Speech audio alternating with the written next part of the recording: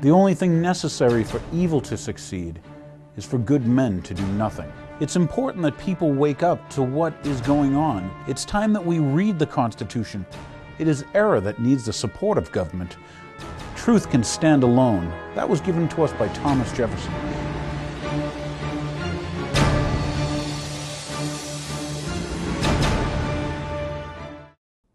Thank you for tuning in again. My name is Daniel Hapney, and this is The Real Story. For tonight's episode, what I want to do is raise the awareness of all the wonderful Sharon viewers, and for anyone else who may see this video, that they should not just question their reality, okay, but they should really take a look at what we do to ourselves. When I say do to ourselves, tonight's show is on fluoride and the fluoridation of water supplies. We're going to cover, how it began, what science and or scientists decided that this was the best thing the American populace could do, and what are the kind of track record or history they had. I'll go over some sources as far as places you can look up so you can do your own, due diligence and look for yourself. But the reason I'm bringing this to you is because I'm a concerned parent and I'm a concerned resident. And also, being the contrarian that I am, how I like to bring you media that other people won't bring to you, and that is that why of all things do we decide to mass medicate the populace, and in this case, for their teeth? Are there some other parts of the populace's anatomy that we may have greater value for than teeth? And the funny thing is over the years, now that there's been some studies, when I say some studies, then there's been other studies looking at fluoridated and non-fluoridated water supplies that it doesn't seem to help the teeth. And you got to ask yourself, why were they trying to sell this to us years ago? And why, I find it very interesting, and I thought I'd bring this to you, and that is that why are these the same people that told me asbestos was the best thing since sliced bread?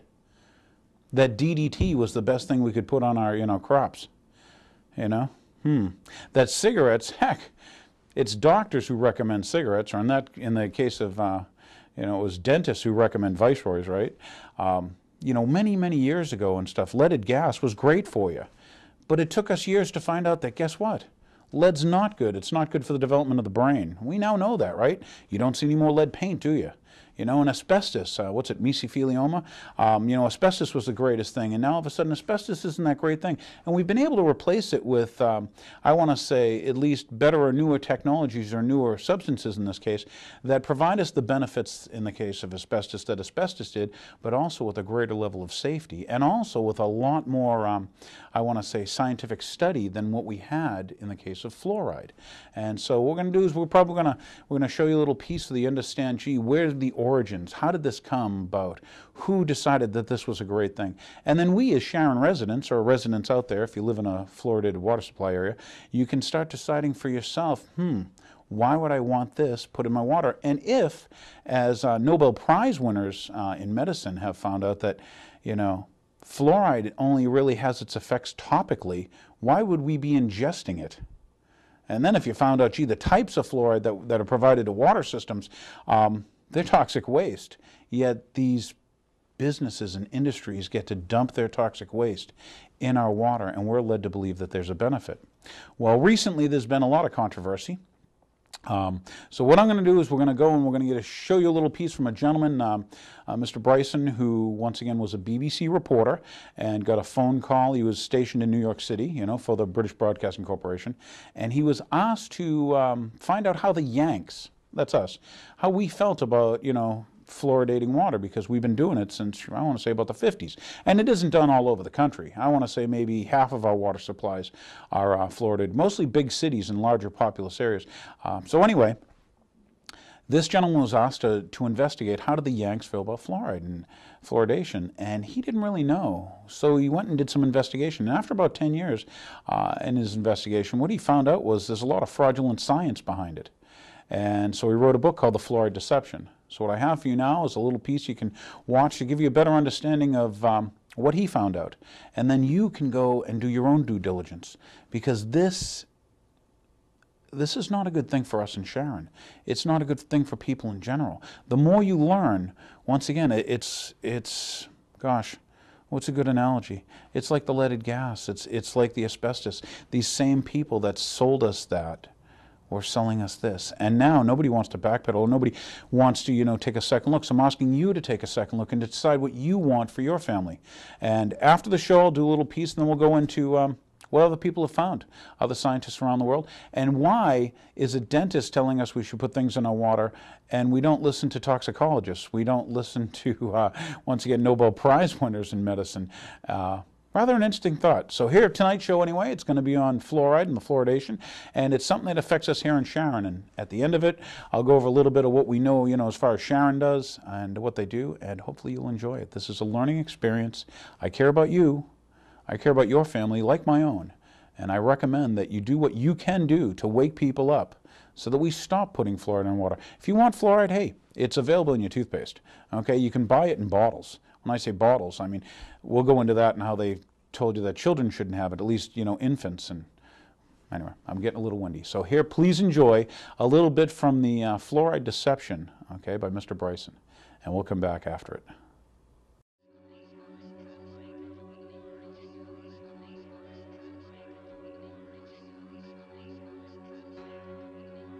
Fluoride science is corporate science. Fluoride science is DDT science. It's asbestos science. It's tobacco science. It's a racket. In July of 2004, Christopher Bryson sat down and discussed the findings of his new book, The Fluoride Deception, with Paul Connett at the Fluoride Action Network. The Fluoride Deception was published by 7 Stories Press in May of 2004. The book is based on nearly 10 years of research by Bryson, an award-winning journalist and former producer at the BBC. In this interview, we asked Bryson to introduce us to some of the important individuals and institutions which have played a role in shaping public policy on the toxicity of fluoride and the purported safety of the controversial water fluoridation program. In 1993, I was working at Rockefeller Center in New York as a radio producer for the BBC. And I got a call from London. There was a local water fluoridation battle in the north of England, in Leeds. And the producers, it was a daytime radio show. You and Yours was the name of the program. And the producer said, "Chris, what do you know about fluoride? What do the Yanks think about fluoride? Is there an American angle?" And it was a very, you know, familiar request to me. Is there an American angle to the story? And I said, look, I don't know fluoride from a hole in the wall. I have no idea about fluoride, but let me make a few phone calls and see if I can't help you out. And my first call was to Ralph Nader in Washington. And I'm not sure why I called Ralph Nader, but look, it was a consumer issue. And Mr. Consumer, Ralph Nader, I thought, let's give him a call.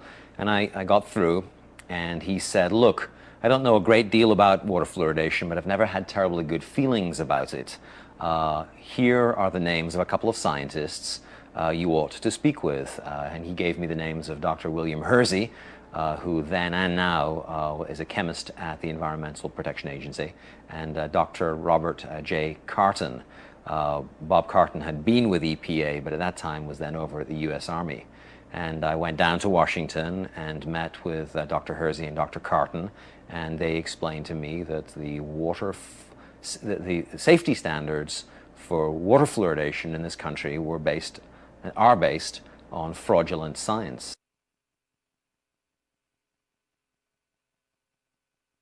Fluoride defenders will say there's 2 stories. There's the industrial story and there's the dental story, and ne'er the twain shall meet. It's not true. The stories are braided very tightly and very profoundly, and they're braided from the beginning. The very first suggestion that fluoride be added to public water supplies was made by a researcher, Gerald Cox, at the Mellon Institute in Pittsburgh. Cox became interested in fluoride because of the suggestion of Francis Frary. That's the letter I uncovered. Francis Frary is the director of the aluminum laboratory for the Aluminum Company of America. He is very concerned about fluoride pollution around aluminum plants. He's very concerned about what the fluoride is doing to the workers inside these aluminum plants. But his suggestion to Gerald Cox is to look at fluoride's dental effects. And it's upon the basis of that suggestion that Gerald Cox makes his proposal to add fluoride to public water supplies. Right at the very source of the stream, you find the aluminum industry.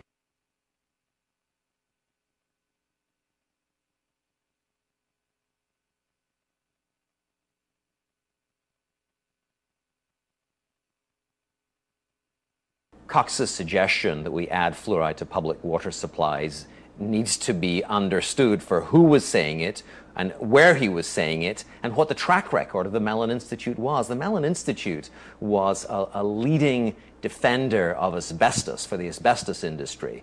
You know, today, industry are facing a tidal wave, a crippling tidal wave of lawsuits from people who have had their health damaged, who've been killed by asbestos. Well, for generations, the Mellon Institute produced research that said that mesothelioma was caused by something other than asbestos. That's how you have to understand the fluoride issue. Industry was concerned about fluoride pollution and about lawsuits of a similar magnitude for fluoride pollution. So it's no coincidence that the Mellon Institute makes the first suggestion that fluoride be added to public water supplies.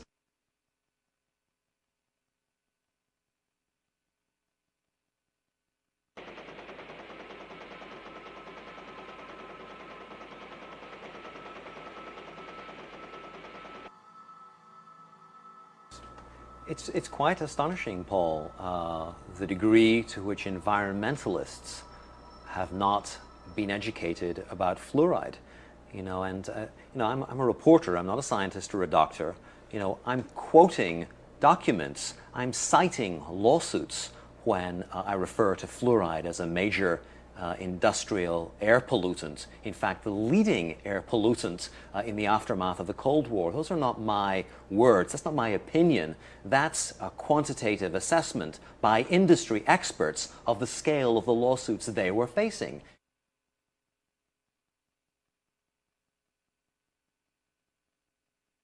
You know, the most notorious air pollution disaster in U.S. history was the Halloween air pollution incident in Donora, Pennsylvania, a mill town south of Pittsburgh, where a couple of dozen people and several thousand were injured because of effluents coming from a U.S. steel plant, which were trapped by a temperature inversion. In the aftermath of those deaths, a researcher, Philip Stadler, a chemist, Philip Stadler, investigated. He did blood analysis and he measured high levels of fluoride in the blood of some of the injured and the deceased. He published that data along with data which found high levels of fluoride in vegetation and a lot of other circumstantial evidence indicating fluoride poisoning. Sadler published his research in Chemical and Engineering News, but the Public Health Service came in and said that fluoride wasn't responsible. It was a mixture of air pollutants and bad weather that had caused the disaster. Well, I uncovered a memo, Paul, a memo from the Aluminum Company of America in which they had secretly gotten blood from one of the deceased. And their measurements were almost exactly the same measurements that Philip Sadler found. Laundering fluoride's role in the Donora pollution incident is really emblematic for what has happened for the last half century and an accounting for why environmentalists don't know their own history. Donora jump-started the environmental movement, but environmentalists don't know that Donora was almost certainly caused by fluoride.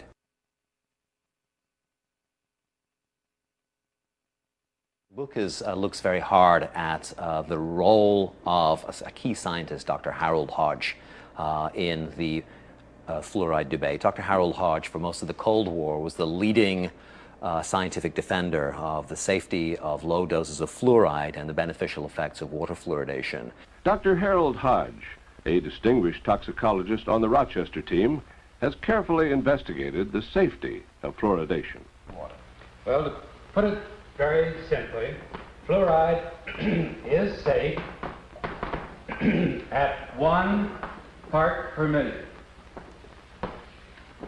No scientist's word was trusted more by the health establishment than Dr. Harold Hodge when it came to fluoride.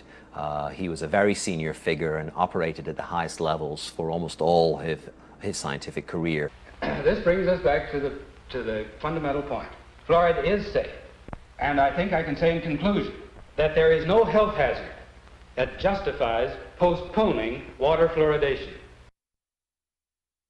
Harold Hodge, we now know, was a co-orchestrator of the human radiation experiments in which citizens in hospitals at Rochester and in Oak Ridge were injected with plutonium by scientists under Harold Hodge's direction. And there's a whole book written about that. That's right. We know about Harold Hodge in part because of the work of investigative reporters such as Eileen Welsom, who won a Pulitzer Prize for discovering the names of the people who had been injected with plutonium. Harold Hodge's name surfaced in that book and surfaced in the subsequent presidential inquiry into the human radiation experiments. You join the dots. If Harold Hodge and the University of Rochester are injecting people with plutonium and uranium, and at the same time they are reassuring us about fluoride safety, what's the connection?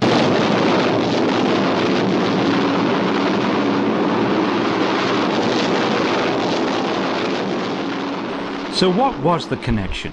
Harold Hodge was the chief toxicologist of the Manhattan Project, the group of scientists and engineers who developed the atomic bomb in World War II and the early years of the Cold War. Hodge was responsible for investigating the toxicity of many of the chemicals used in the production of the atomic bomb, and one of the chemicals of major concern was fluoride. The Manhattan Project needed enormous quantities of fluoride to make nuclear weapons, to make the bomb that was dropped on Hiroshima. So the Manhattan Project were concerned about fluoride toxicity.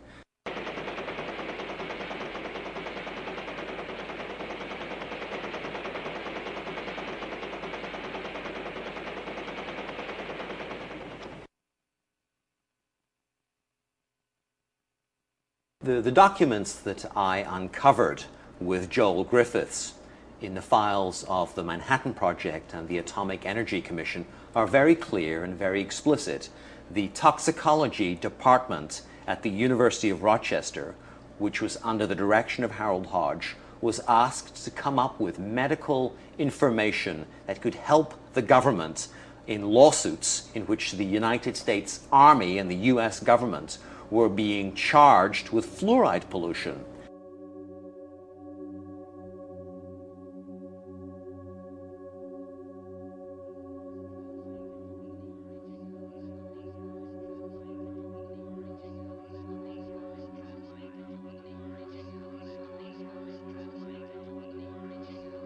As has now been revealed by declassified government documents, the publication of scientific information collected by Atomic Energy Commission scientists such as Harold Hodge that could increase the chance of litigation against the bomb program by workers or downwind communities was forbidden. If water fluoridation was found to be harmful, then the US bomb program, as well as many other fluoride polluting industries, would have been open to massive litigation. So there's not a hope that Harold Hodge would ever say that water fluoridation was dangerous or that fluoride in small doses was toxic, because if Harold Hodge were to say that, it would have pulled the rug out from under the US Army and from under the project to build nuclear weapons.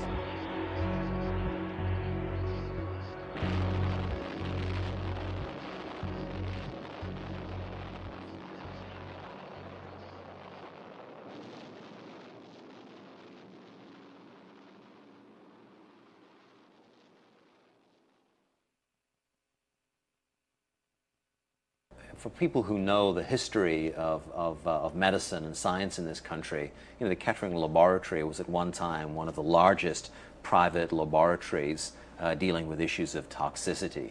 It was a very well-funded laboratory, and its director, Robert Kehoe, was a very senior figure in the public health establishment. Today, we know Kehoe's name best for his career-long defense of the safety of adding lead to gasoline. Kehoe spent a professional lifetime from his pulpit at the Kettering Laboratory assuring the nation that lead added to gasoline was entirely safe. Of course, that's been thoroughly discredited. The toll of health injuries, of neurological injuries to children alone from adding lead to gasoline is almost incalculable. And you know, for that, we really can thank Dr. Robert Kehoe. He soldiered on lead's behalf for his professional lifetime, and he did so being paid by the Ethyl Corporation, who were the makers of tetraethyl lead. The same job that Robert Kehoe did laundering lead's image on industry's behalf, he did for fluoride. Kehoe, along with Harold Hodge, was a leading defender of fluoride safety in the workplace, and he also was a leading promoter of water fluoridation. Robert Kehoe and the Kettering Institute, on behalf of industry and the National Institute of Dental Research, compiled an extensive bibliography of abstracts on fluoride's toxicity and the role of fluoride in public health. This work was funded by Alcoa, the Aluminum Company of Canada, the American Petroleum Institute, DuPont, Kaiser Aluminum, Reynolds Metals, United Steel, and many other corporate sponsors, as well as the National Institute of Dental Research. If you go into the files of Dr. Robert Kehoe at the Kettering Laboratory, you'll come across the existence of a hitherto unknown entity known as the Fluorine Lawyers Committee. And Kehoe worked for the Fluorine Lawyers Committee at the University of Cincinnati, doing their bidding, providing ammunition to the Fluorine Lawyers Committee so that they could defend their corporate clients, Alcoa, DuPont, Monsanto, the U.S. Steel, against fluoride lawsuits.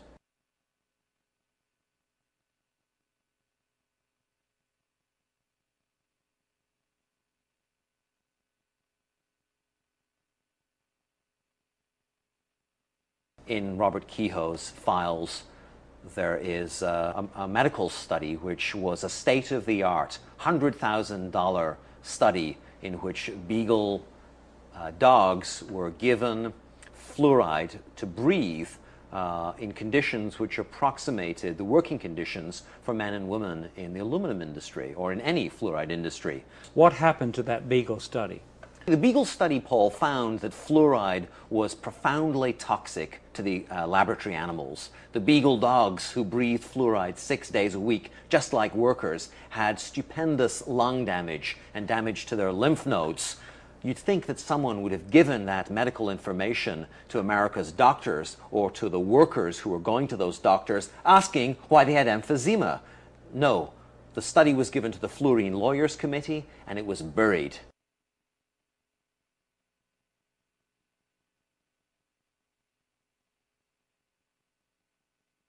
The book makes clear for the first time that the selling of fluoride to the American public was done by the best in the business, by the father of public relations, Edward Bernays. Edward Bernays is Sigmund Freud's nephew, and he was a Machiavellian genius, small in size, yet cast a towering shadow over the 20th century. Bernays understood that there was a liberal sentiment coursing through the 20th century, and that if you could hitch your commercial wagon to that star, then you could make your clients a lot of money. In 1916, Bernays had suffragettes march in the Easter parade in New York City holding cigarettes as torches of liberty. And he cooked up that scheme on behalf of the American Tobacco Company and its director, George Hill, who was paying Bernays's salary. Well, my book uncovers correspondence between Bernays and the National Institutes of Dental Research. Bernays was asked to come to Washington by the NIDR to help create their PR campaign to sell fluoride to the nation. Bernays understood that people have an unconscious trust in their doctor or their dentist, and if you can persuade doctors and dentists that fluoride is safe and good, then you're able to reach the rest of the nation. People believe they're doctors and dentists, and that was a way of promoting fluoride for Bernays.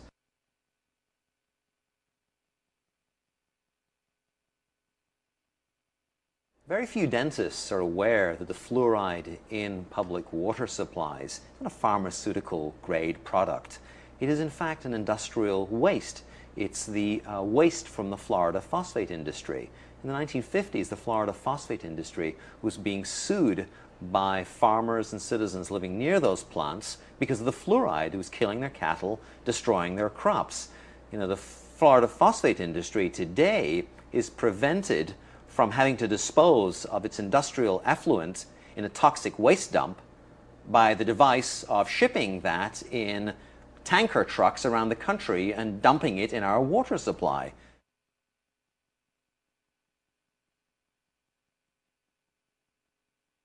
From the beginning, opposition to fluoride has been equated with believing the earth is flat or being against the United Nations. Opposition to fluoride is equated with quackery or paranoia, and in fact that's really a media smear. In 1950, the public health endorsed water fluoridation. Almost immediately there was a national movement against fluoride, and that was led by Dr. George Wolbott. We should all know George Wolbott's name. He was the first physician to warn of the dangers of fatal allergic reaction to penicillin. Wolbott was one of the first physicians to warn of the dangers of emphysema from smoking. He saw in his own surgery, in his practice in Detroit, Michigan, that people were coming in with these ailments, unexplained ailments, whether it was back pain or gastric distress, muscle fatigue, headaches, and he figured out that it was low-dose fluoride. That, as with a lot of drugs or chemicals, there's a small subset of people who are uniquely allergic to the chemical, and Wolbott realized that it was fluoride, and he performed a whole series of double-blind experiments where people were given fluoridated water without knowing it, and the symptoms recurred. And very quickly, Wolbott's name, rather than being seen as this giant of public health committed to safeguarding public health, somebody who had warned us about penicillin or tobacco, suddenly George Wolbott becomes this marginal fringe figure who is criticized for his opposition to fluoride, and that's something that takes place again and again and again. Speaking out as a doctor or a dentist against fluoride is the third rail. It's fatal to your career. We don't know George Wolbott's name because he was smeared by the Public Health Service for his opposition to fluoride.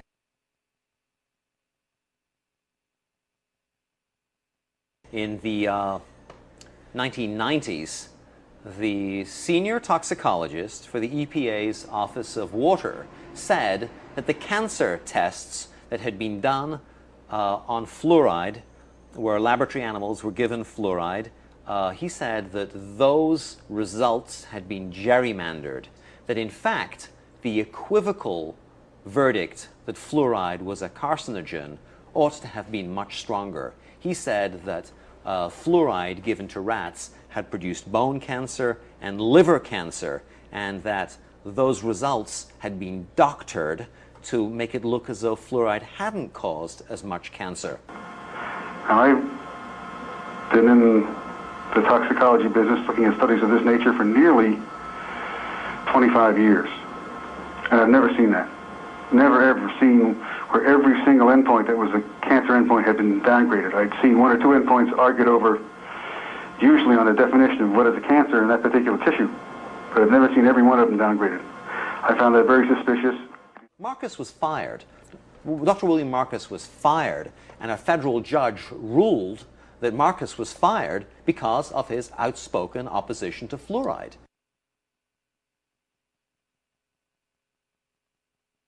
The first two chapters of the book relate the story of Dr. Phyllis Mullenix at the Forsyth Dental Institute. She had helped invent a new technology for studying the neurotoxicity of chemicals. It was called the computer pattern recognition system. And in essence, Dr. Malenich's technology took photographs or video of animals which had been given a chemical in small doses, and then used computers to analyze the patterned behavior or the disruptions to patterned behavior when the animals had been given that chemical. While Malenich's was brought into the Forsyth Dental Research Center to study some of the chemicals used in dentistry, and she was asked to study fluoride. And Phyllis Malenich said, I'm not wasting my time with fluoride. Fluoride's given to children, it's good for children, it's been around for donkey's years. I'm wasting my time by studying fluoride. But she did as she was ordered. And Phyllis Malenich found that fluoride in very modest doses produces effects in laboratory animals resembling attention deficit and hyperactivity disorder. The pattern that we saw, it typically is what we see with other neurotoxic agents that are well known to cause a hypoactivity or a memory problem or an IQ problem. When I first presented the results of these studies, one of the individuals sitting and listening to the results, he says, "Do you have any idea what you're saying?" And he says, "You're telling us that we're reducing the IQ of children." And basically I said, yes.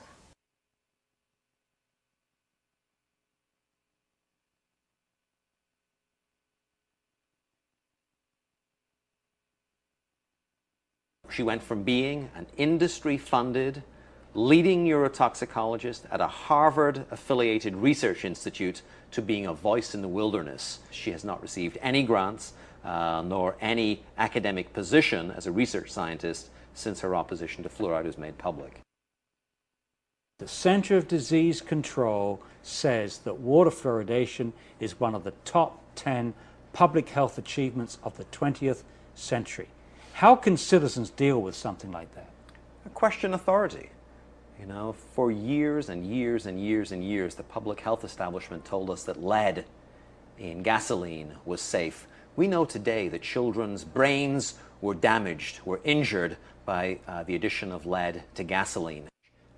You know, the implications of this new documentary evidence, the implications of these buried medical studies which are now in the public domain as a result of my book, as a result of you know, the medical work that's been done by people like Phyllis Malenich, the willingness to speak truth of toxicologists like William Marcus. The implications of that research, of these new findings, is that something is terribly, terribly wrong, and we have been led very far astray, and it's time to change. But that change will only come as a result of bravery, as a result of the willingness to invest time. You know, I think it's time to speak up, to speak loudly, to get organized, and to fight for change.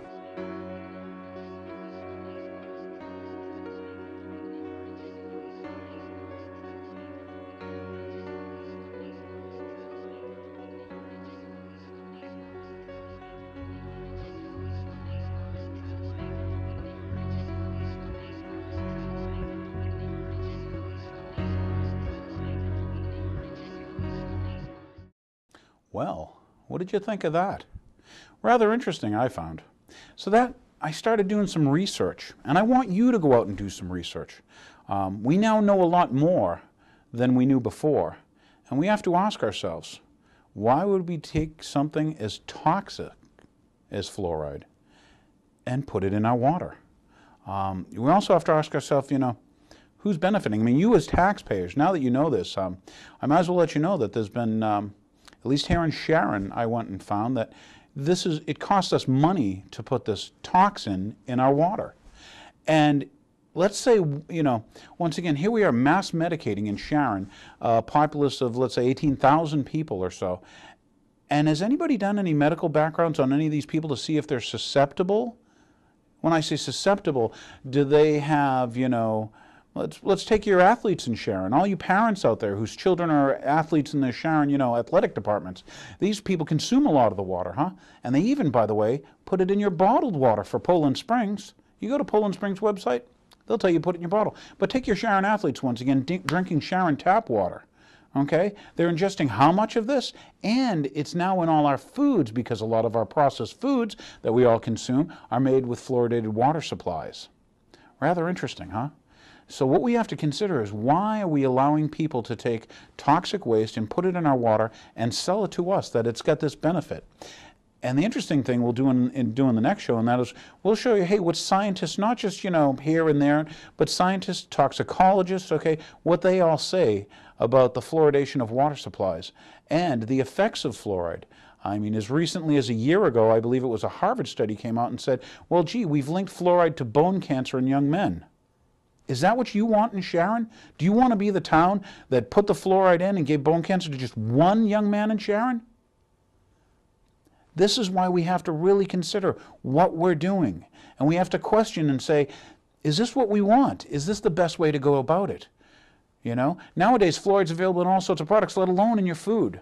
And our ingestion of fluoride has, I want to say, doubled or tripled, not counting just the water that we drink, but once again, now you make your food, in boiled water, or whatever, you add water to your soups, all this stuff constantly. And you got to ask yourself, since when have you known a doctor who will prescribe the same medication for every person without ever meeting them or finding out if it would have negative effects for them? And if you know that it can have negative effects for someone, why would you do that? Why would we do that? Why don't we start caring about our children? Why don't we start caring about ourselves enough to realize that we don't need this? And when I say don't need it, and if it could hurt one of you Sharon residents, I don't want it in our water. And what I'm going to bring to you in the next shows is all the people that have come out and not just that, done studies and how it affects everything from the pineal gland to the thyroid gland. We'll go through a whole list of stuff. And these are studies not just here in the United States, okay, but all over the world, where they've actually studied the effects, the long-term effects. Oh, and by the way, how about long-term effects? How about a 30-year study that took fluoridated areas and non-fluoridated areas and found out there's no difference in tooth decay rates? What have we been sold? This costs us money. This is money we could apply to our school systems for maybe even helping kids. Instead of even if it's the remotest possibility of hurting our children, why would we consider this? So it's time for you to get up. It's time for you to do something. It's time for you to do your own homework. Okay? You've learned a little tonight. Research. Find out for yourselves. We can make the change. Okay? It's not bad to ask questions. It's good to ask questions. Find the answers. Maybe in our case, as I say in most of my real story shows, let's follow that money, and maybe we'll find the truth. So that's the end of this one. We're going to come back with another fluoride show for you. I hope you enjoyed it. And this is Daniel Hapney. We're signing off, and looking forward to see you next time. And we'll go over some more, not only the effects, okay, but what people have found when they actually studied the toxicity of fluoride. So thank you again.